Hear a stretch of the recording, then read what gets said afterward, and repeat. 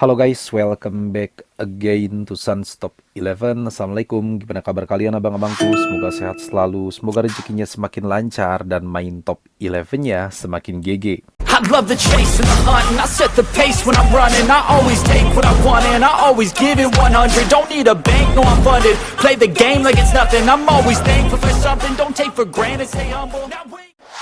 Dalam video kali ini, Bang Sans mau menjawab pertanyaan ya guys ya, yang hadir di kolom komentar sama di grup WhatsApp juga tentang posisi pemain ya guys ya. Apakah misalkan kalau posisinya striker ditarik ke AMC itu nggak apa-apa, atau misalkan posisinya ML nih ya ditarik menjadi DL itu nggak apa-apa. Nah, tentu saja pertanyaan itu harus dijawab karena itu merupakan pertanyaan dasar dan pengetahuan dasar yang harus Bang Sans sampaikan sama kalian, khususnya untuk player top 11 pemula ya guys ya. Tapi ada baiknya sebelum kita lanjutkan penjelasannya, kalian subscribe dulu channel ini biar Bang San semakin semangat membuat konten tentang top 11. Untuk striker, rumus pembukaan posisi itu ke belakang atau ke samping guys. Nah, kalau ke belakang maka posisinya akan seperti ini. Striker, AMC, dan MC ya guys ya. Nah, kalau ke samping itu bakalan jadi ST, AML atau AMR seperti itu, atau bisa juga misalkan seperti ini guys, ST, AMC, MR atau AMR. Nah, bisa juga seperti itu ya guys ya. Tapi jujur guys, dari banyaknya opsi pembukaan posisi, kalau misalkan untuk striker itu lebih condongnya ke ST, AMC, MC ya guys ya. Karena di top 11, jujur seorang striker itu jarang banget ngasih umpan silang ya guys ya. Maka mending dikasih posisi AMC atau MC. Nah, begitupun juga untuk pemain lainnya guys. Contohnya misalkan di sini untuk winger, kita punya opsi membuka posisi baik itu secara vertikal atau horizontal. Nah, kalau vertikal berarti AMR, MR sama DR. Nah, itu kalau vertikal guys. Nah, kalau horizontal itu lebih ke AMR, AMC sama AML. Nah, sekarang Bang Sans akan jawab bagaimana kalau misalkan ada pemain yang ditarik ya guys ya, bukan dari posisinya, tapi posisinya itu masih on ya. Oke, kita bahas itu dulu ya guys ya. Nah, di sini striker Bang Sans itu punya 3 posisi guys. Ada ST, ada AMC, sama MC. Sebenarnya Bang Sans itu bisa tarik dia ke belakang ke sini, jadi AMC. Ya, nah itu nggak apa-apa sebenarnya, oke? Karena dia punya posisi AMC. Bahkan ditarik ke MC juga nggak apa-apa guys ke sini.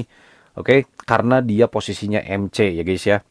Oke, seperti yang kalian lihat di sini ada MC-nya. Tapi perlu kalian perhatikan ya guys ya, dulu sebelum ada gaya main, ini nggak terlalu berpengaruh, mau pindahin ke belakang juga nggak terlalu berpengaruh. Misalkan posisi dia ST nih, Bang Sans tarik ke MC karena dia punya posisi MC ya, itu nggak terlalu berpengaruh kalau dulu, karena dulu itu belum ada GM guys. Nah, setelah ada update gaya main, tentunya ini nggak rekomen ya guys ya. Kenapa? Karena gaya mainnya itu bakalan mati seperti ini. Oke, kalau misalkan ada tanda seru seperti ini, artinya gaya mainnya nggak aktif guys. Nah, otomatis pemain kita itu nggak akan maksimal mainnya. Nah, maka Bang San sarankan kalian jangan memindahkan posisi pemain ya guys ya, yang gaya mainnya mati, oke? Contohnya misalkan kalau kalian mau mindahin pemain, usahakan yang punya gaya main double posisi ya guys ya. Contohnya misalkan di sini untuk AMC Bang Sans itu adalah false nine ya, untuk gaya mainnya seperti ini. Oke, dia ini bisa banget dipakai ke depan ke sini guys, karena dia itu adalah gaya main untuk AMC sama untuk striker juga.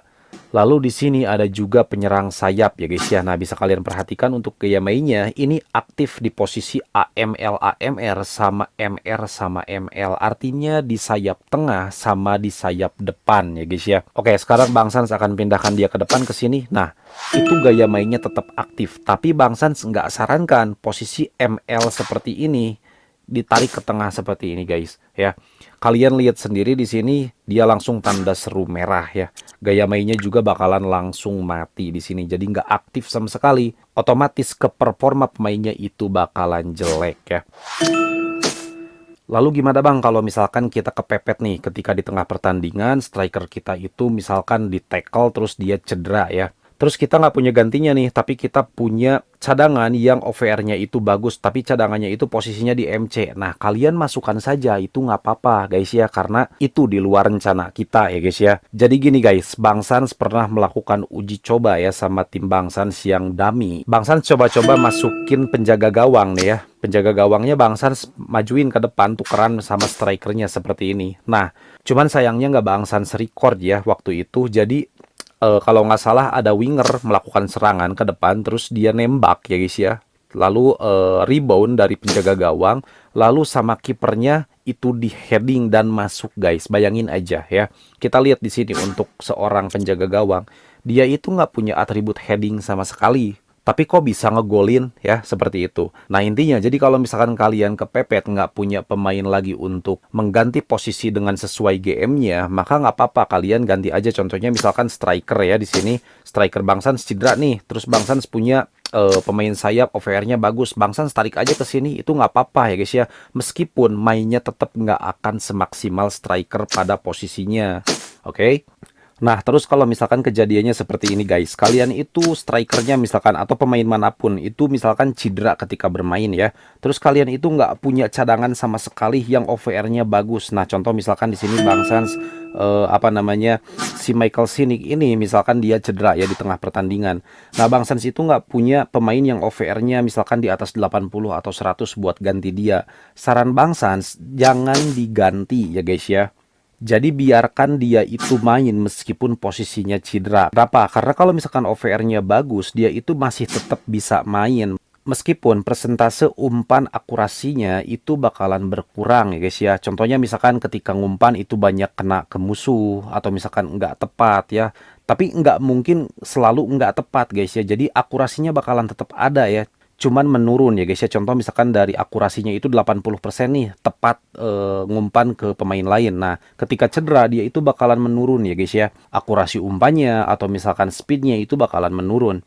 Tapi saran Bang Sans, kalau kalian nggak punya cadangan sama sekali, mending mainkan saja yang cedera tersebut. Karena bayangin aja, kalau misalkan kalian ngelawan tim yang OVR-nya jauh lebih besar ya. Misalkan nih, pemain tengah musuh itu gede-gede OVR-nya. Kan ini kecil ya, ini musuh Bang Sans nanti. Nah ini kecil-kecil nih. Kalau misalkan itu besar ya, terus misalkan Bang Sans ganti dengan ini guys ya. Nah ini kan kecil banget ya guys ya. Apalagi kalau misalkan yang 1%. Otomatis itu bakalan keteteran. Jadi sebaiknya kita jangan ganti pemain yang cedera tersebut.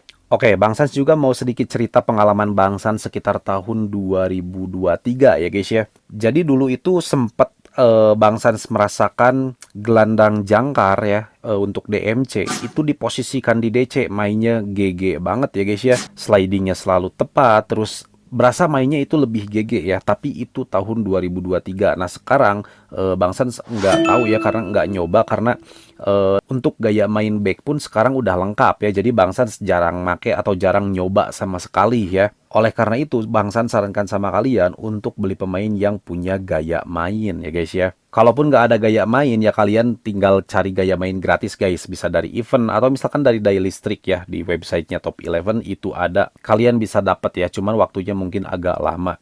Oke, kesimpulannya kalau misalkan kalian punya pemain yang lengkap seperti Bang Sans seperti ini ya, dari mulai penjaga gawang, back, gelandang tengah, gelandang sayap, sama striker, itu semuanya punya gaya main, maka tempatkan mereka pada posisi gaya main mereka. Contohnya kalau misalkan target man untuk striker ya udah di depan simpennya. Lalu misalkan untuk winger, udah simpan aja di winger ya. Di meta sekarang, Bang Sans sarankan semua pemain harus ada gaya main. Karena itu bermanfaat banget ya guys ya. Apalagi Top 11 ngasih poin gaya main, misalkan di undian mania atau di acara tembakan dahsyat. Nah, contohnya seperti ini ya guys ya. Nah, kalian tinggal masuk saja misalkan keterampilan ke sini atau ke gaya main. Nah, di sini ada tembakan dahsyat, kita buka di sini.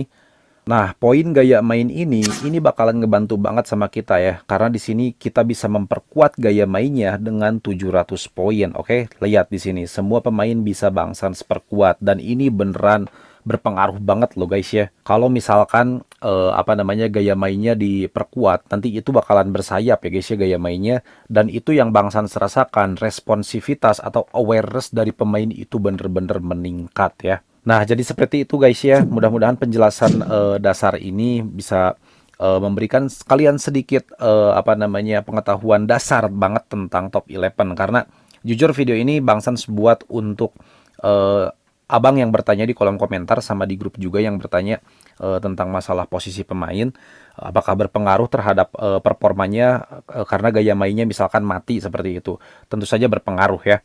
Jadi sekali lagi Bang Sans nggak sarankan kalian memindahkan pemain bukan pada posisinya, apalagi mengakibatkan gaya mainnya itu nggak aktif, oke? Nah guys, kalau misalkan kalian suka dengan video ini silahkan like, kalau nggak suka silahkan dislike. Yang terpenting jangan lupa subscribe channel Sans Top 11 biar semakin berkembang. Kalau ada pertanyaan silahkan tinggalkan di kolom komentar. Kalau kalian mau join grup WA Sans Top 11 silahkan klik tautan di deskripsi. See you di next video guys, salam Top 11.